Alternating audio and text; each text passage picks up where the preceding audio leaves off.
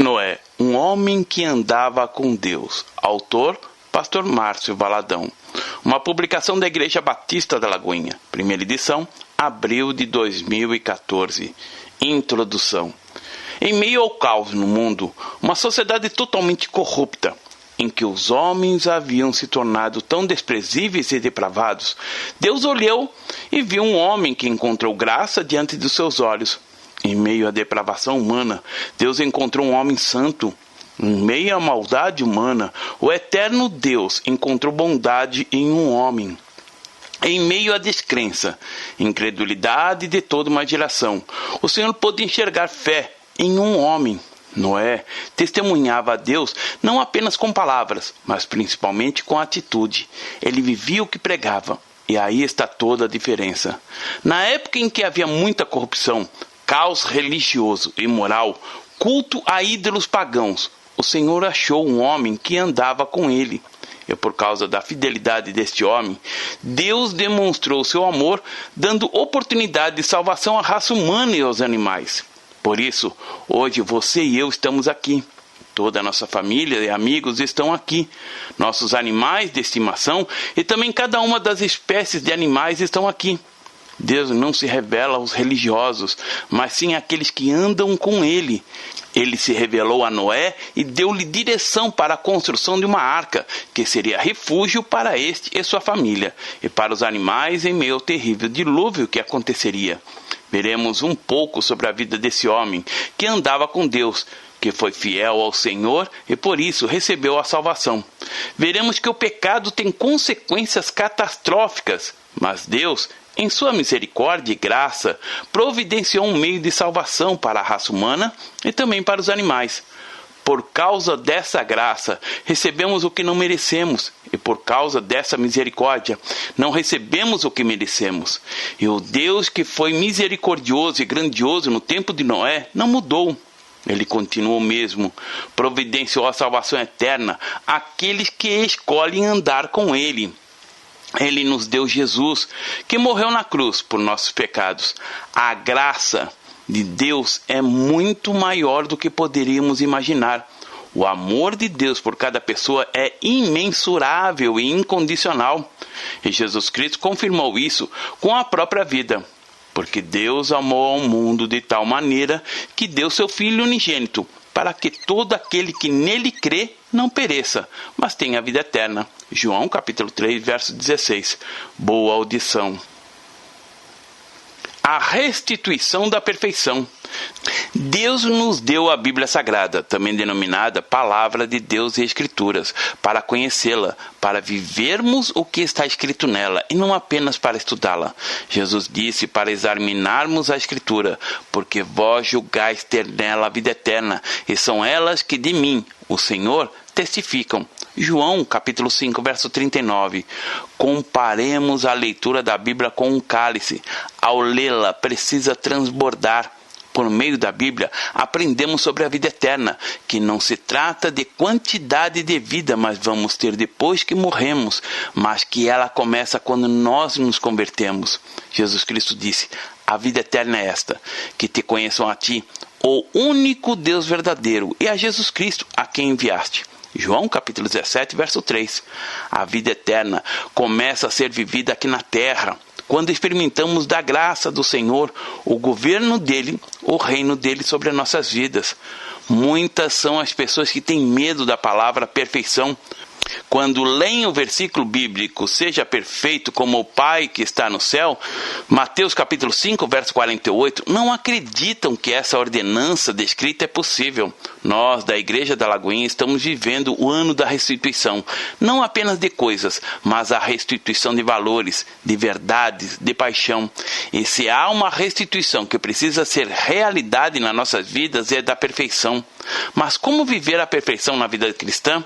No Evangelho de Mateus, capítulo 24, verso 37, encontramos base para isso, que está escrito: pois assim como foi nos dias de Noé, também será na vinda do Filho do Homem.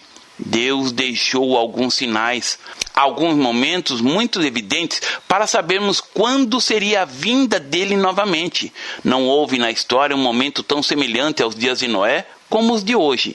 Em Gênesis capítulo 6, dos versículos 5 ao 22, está escrito: Viu o Senhor que a maldade do homem se havia multiplicado na terra, e que era continuamente mal todo o desígnio do seu coração. Então se arrependeu o Senhor de ter feito o homem na terra, e isso lhe pesou no coração.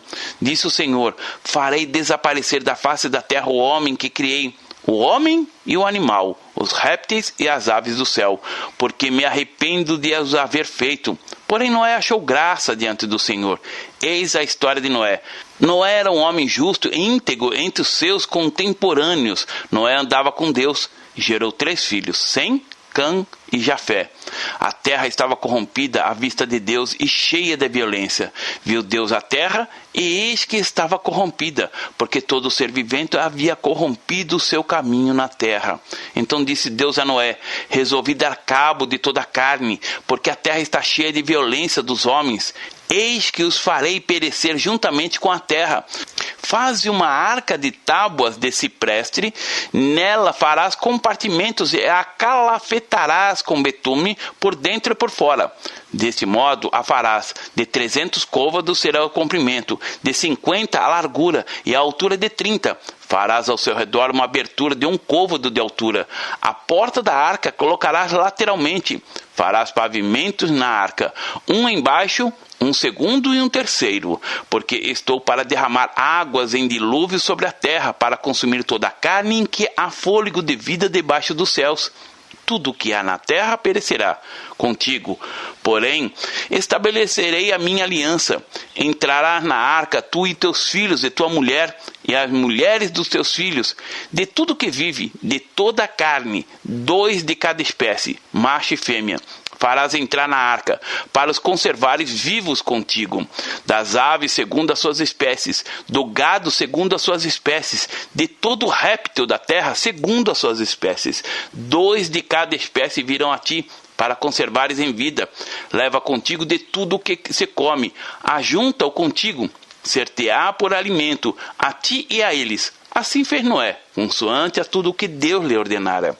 No verso 11, Deus disse que a terra estava corrompida à vista de Deus e cheia de violência. No meio de toda a corrupção, havia somente um homem que andava com Deus, Noé. Verso 9. Noé andou com Deus numa época em que os homens não andavam com Deus, em que não havia Bíblia, quando não havia pregadores e quando Deus resolveu destruir toda a terra, todas as pessoas, por causa da pecaminosidade humana. O cálice da ira do Senhor estava como que transbordando, e tudo seria destruído por meio de um dilúvio. Então Deus lembrou-se de Noé e o mandou construir uma arca, no verso 14, que seria um refúgio para ele e sua família, a preservação da raça humana e também dos animais da terra.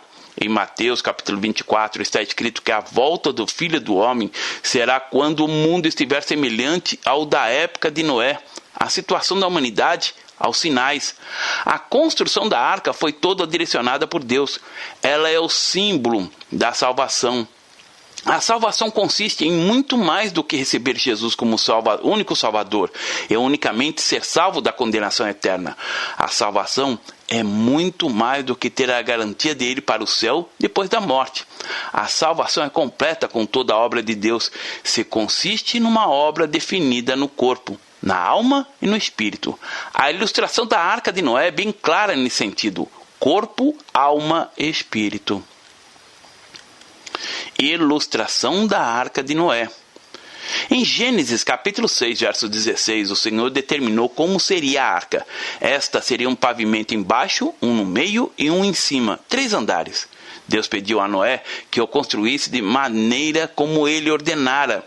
Temos que ver a Escritura literalmente, mas também conferir verdades espirituais com verdades espirituais. Ou seja, numa única palavra do Senhor há muito entendimento, muitas revelações para a nossa vida.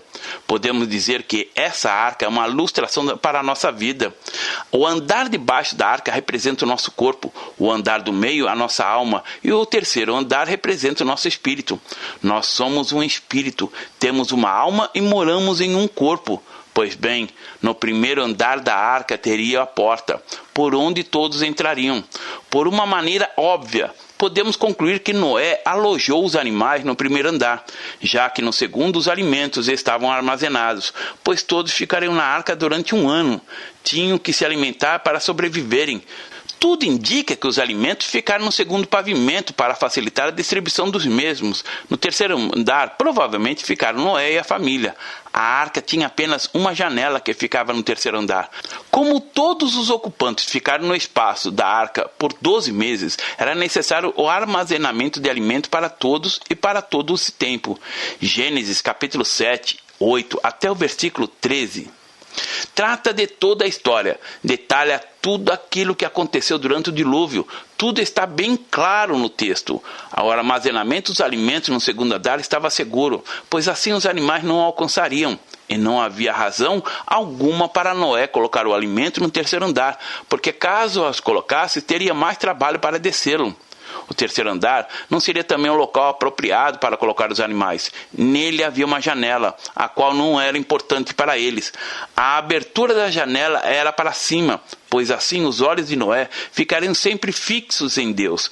Ela fora construída para ele e para a família. Essa janela seria um testemunho da abertura para Deus, pois Noé andava com Deus. A arca tinha apenas uma porta, que estava no primeiro andar, e essa porta representa Jesus. Em João capítulo 10, verso 9, está registrado que Jesus é a porta, e se alguém quiser entrar por ele, salvar-se-á. Entrará e sairá, e encontrará passagem. Os animais entraram por essa porta, e foram salvos da morte, da destruição, mas permaneceram animais. Não houve nenhuma transformação neles. Os animais entraram na arca e foram salvos do dilúvio. O interesse dos animais era apenas satisfazer a carne, comer, dormir e ter vida sexual. Procriar, como é até hoje. E essa, infelizmente, é a ilustração da vida de muitos crentes nos dias atuais.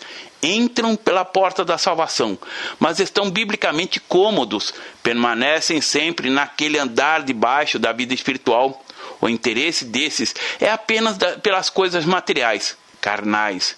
Essa realidade é de certa forma apresentada em muitas igrejas, que apresentam a salvação apenas no nível de baixo. A pessoa está salva, mas não é exortada, edificada, acompanhada. Nessas congregações, a pessoa irá apenas se satisfazer, tal como os animais. Porém, essa é a vontade de Deus para os crentes? Não. Nosso corpo é temporal. Ele tem uma idade, a qual avança cada dia, e ninguém a pode parar. Mas muitas pessoas se iludem e investem muito no cuidado com o corpo. Não que cuidar do corpo seja errado, ao contrário, mas isso não pode ser a motivação, o foco maior da vida de uma pessoa. Pois se assim ela o fizer, trabalhará, lutará, suará para manter a vida no primeiro andar. Não queremos desprezá-la, mas muitos vivem apenas nesse grau. Não se preocupam com a vida espiritual, com as outras partes do ser. Os animais no andar de baixo da arca representam o crente carnal, salvo, mas incompleto espiritualmente.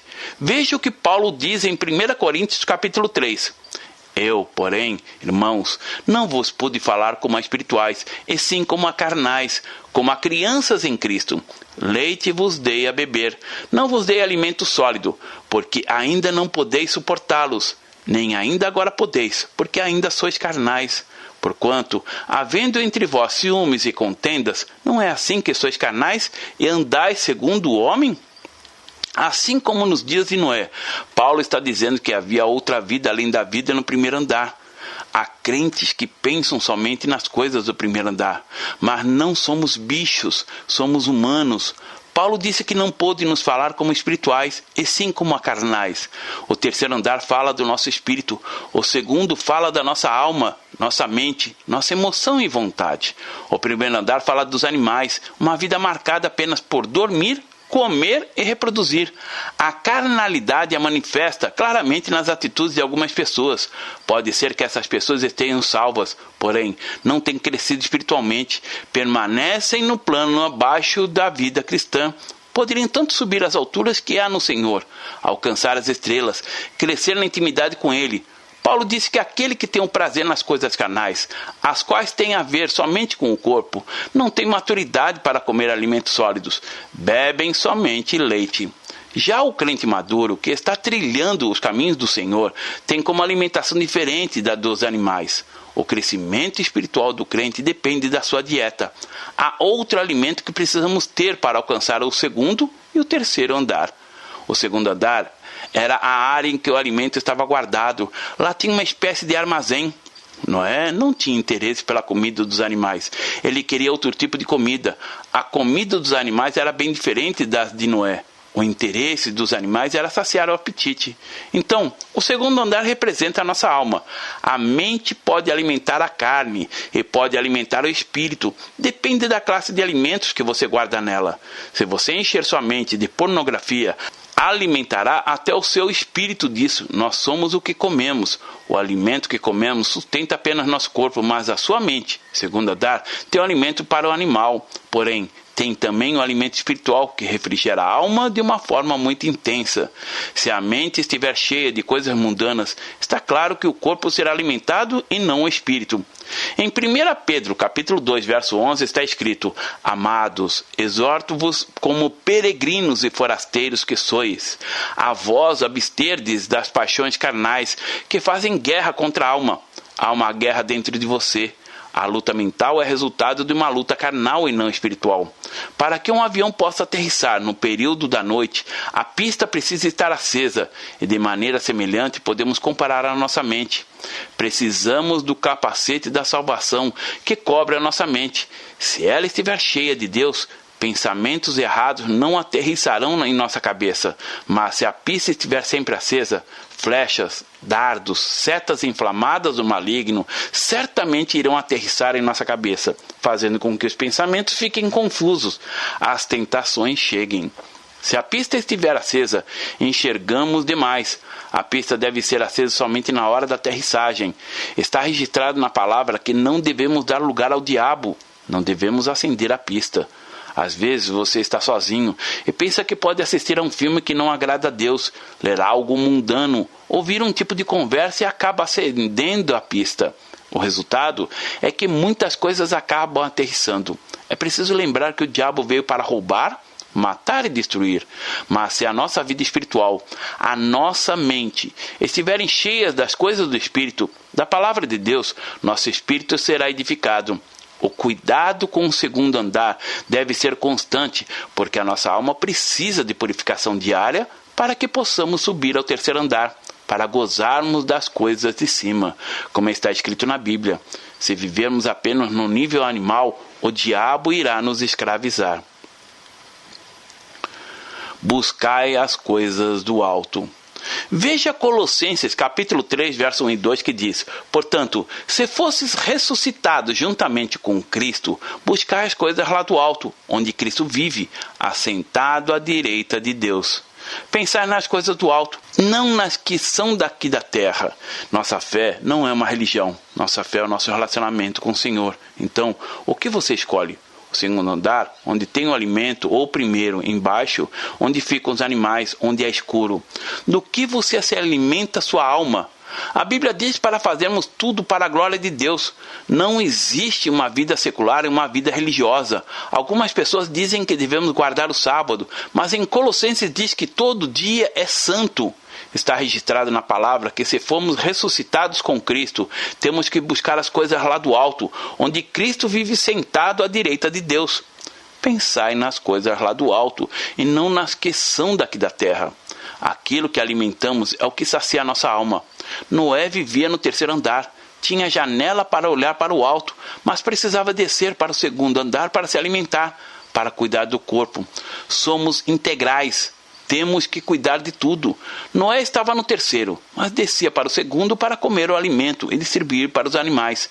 Ele não permanecia no andar de baixo, retirava o que era necessário e subia para onde havia uma janela, de onde ele podia olhar para o alto.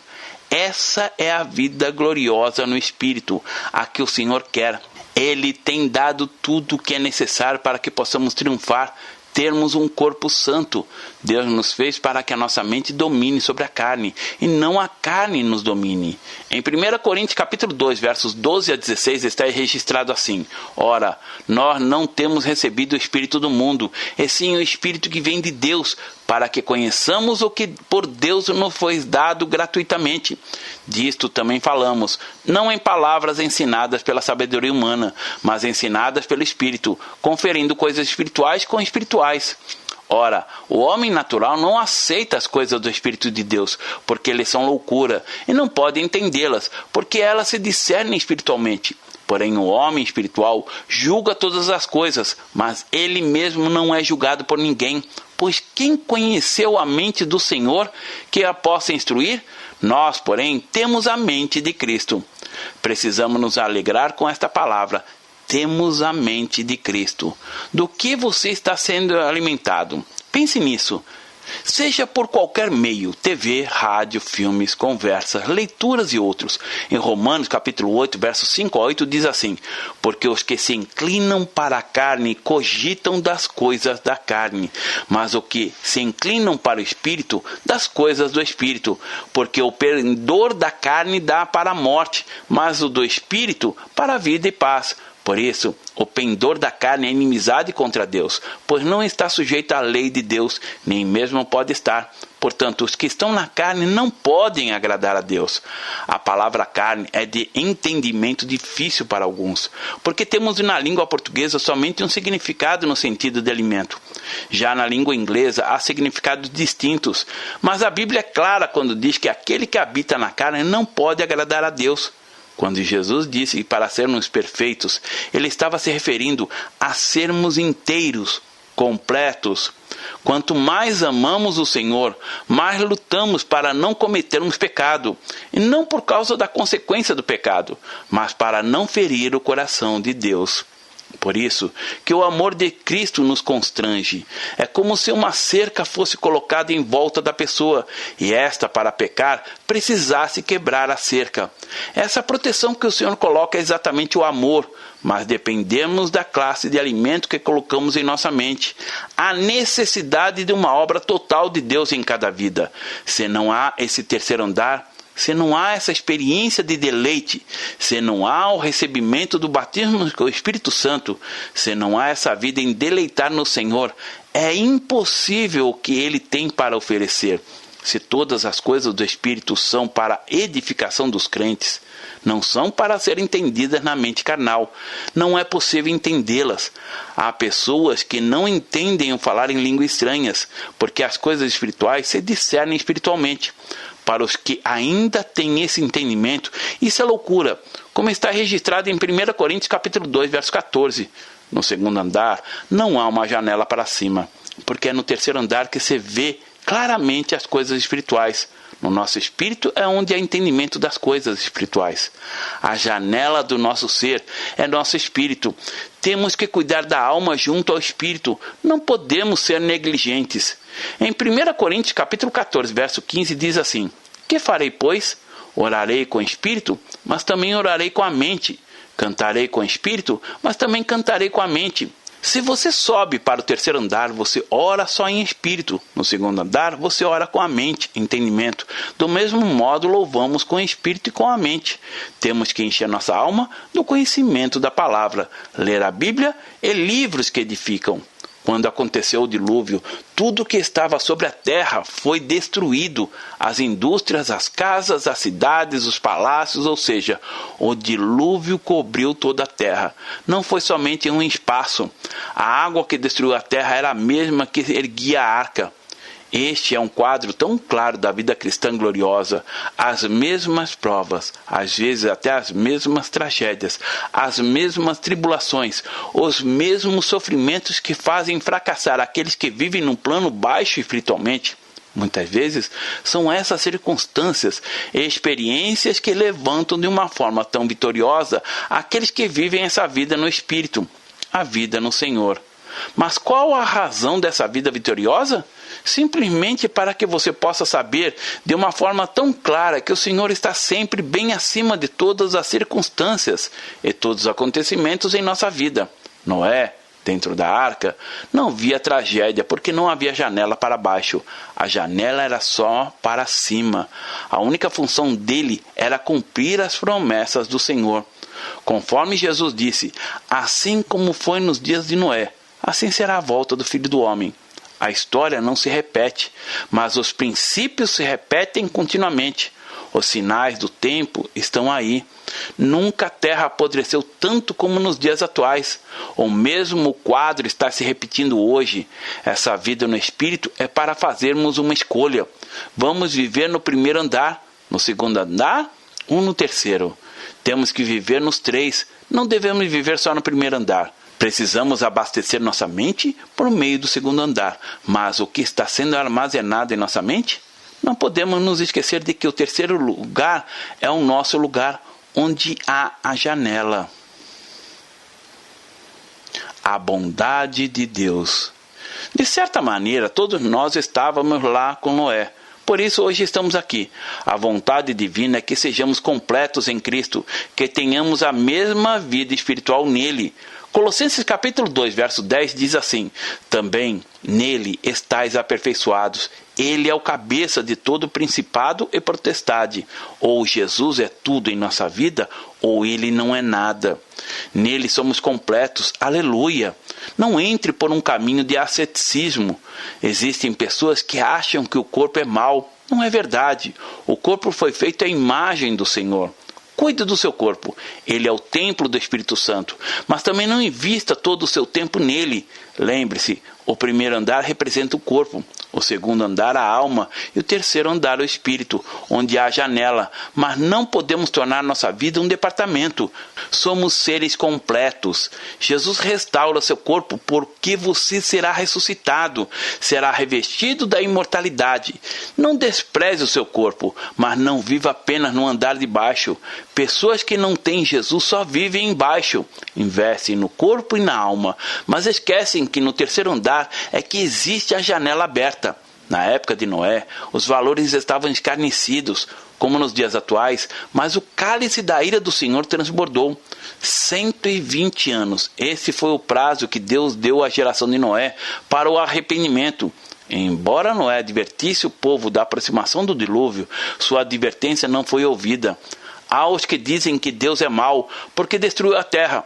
Isso não é verdade, é uma mentira de Satanás. Deus é bom, muito bom. Ele é soberano e agiu com justiça quando a maldade do homem se havia multiplicado na terra, e que era mal todo o desígnio do coração. A terra estava corrompida à vista de Deus e cheia de violência. Deus foi bondoso e compassivo com aquele que estava sendo fiel diante dele, em meio a uma geração corrompida. Por isso, o que vale é o nosso relacionamento com Deus. A salvação está nele. Fora da arca só existe morte e destruição. Viva a vida do Senhor. Alimente-se dele. Para muitos, à medida que leem a Bíblia, se esquecem da leitura que fizeram. Mas o Espírito Santo os lembra, ainda mais no momento quando vêm as tentações. Lembre-se do que disse Jesus ao diabo quando foi por ele tentado. Está escrito. Jesus foi tentado nos 3 níveis, corpo, alma e espírito, mas ele se alimentava da palavra, por isso foi forte e venceu. Na arca tinha uma porta, e não há outro caminho de salvação a não ser Jesus, ele disse. Eu sou a porta, entre nela e achará passagem, achará vida. A porta não é uma religião, não é uma determinada igreja, essa porta é Jesus. Quando você o toma como o seu Senhor e Salvador, tudo muda em sua vida. Ele morreu para que você pudesse ter a vida. O dilúvio aconteceu inesperadamente. Você não sabe a hora da sua morte. Você só tem o agora. Porém, o que você precisa saber e ter certeza é que Deus é muito bom e soberano. Ele não abandona aqueles que andam com ele. Noé era diferenciado dos outros homens de sua época. Ele foi separado, santificado, diferente da maioria. Foi corajoso, intrépido e, acima de tudo, teve fé para fazer a vontade de Deus quando outros se rebelaram. Noé não se permitiu ser manipulado, controlado por outras pessoas. Ele escolheu ouvir a voz do Senhor e obedecê-la. Não pense que viver assim é impossível, que é somente para os perfeitos. Não. Noé era perfeito como você e eu, contudo era um homem íntegro, justo, usado e amado por Deus. Ser semelhante a Noé é possível para todo aquele que entende a soberania de um Deus que é puro amor. Então, escolha andar com Deus e você achará graça diante dos seus olhos. A Bíblia diz que todos nós somos pecadores e que o salário do pecado é a morte. Mas o dom gratuito de Deus é a vida eterna por meio de Cristo Jesus, nosso Senhor. Se você ainda não se entregou a Jesus, faça isso agora. Vamos orar? Senhor Jesus, nesta hora eu reconheço o quanto preciso do Senhor. Sou um pecador, não mereço a salvação, mas o Senhor me amou tanto a ponto de morrer em meu lugar. Nessa hora eu abro o meu coração e lhe peço, entra na minha vida. Eu lhe recebo como meu Senhor e Salvador. Já eu, Jesus, que andei contigo, mas me desviei, agora quero voltar na certeza da sua misericórdia. Perdoa-me. Deus abençoe. Pastor Márcio Valadão. Jesus te ama e quer você. Primeiro passo, Deus o ama e tem um plano maravilhoso para a sua vida, porque Deus amou o mundo de tal maneira que deu seu Filho unigênito para todo aquele que nele crê não pereça, mas tenha vida eterna. João capítulo 3, verso 16. Segundo passo, o homem é pecador e está separado de Deus, pois todos pecaram e carecem da glória de Deus. Romanos capítulo 3, verso 23, parte B. Terceiro passo, Jesus é a resposta de Deus para o conflito do homem. Respondeu-lhe Jesus, eu sou o caminho e a verdade e a vida. Ninguém vem ao Pai senão por mim. João capítulo 14, verso 6. Quarto passo, é preciso receber a Jesus em nosso coração, mas a todos quanto receberam, deu-lhes o poder de serem feitos filhos de Deus, a saber, aos que crerem em seu nome. João capítulo 1, verso 12, parte A. Se com tua boca confessares Jesus como Senhor e, em teu coração, credes que Deus o ressuscitou dentre os mortos, será salvo. Porque com o coração se crê para a justiça e com a boca se confessa a respeito da salvação. Romanos capítulo 10, verso 9 e 10. Quinto passo. Você gostaria de receber a Cristo em seu coração? Faça essa oração de decisão em voz alta. Senhor Jesus, eu preciso de Ti.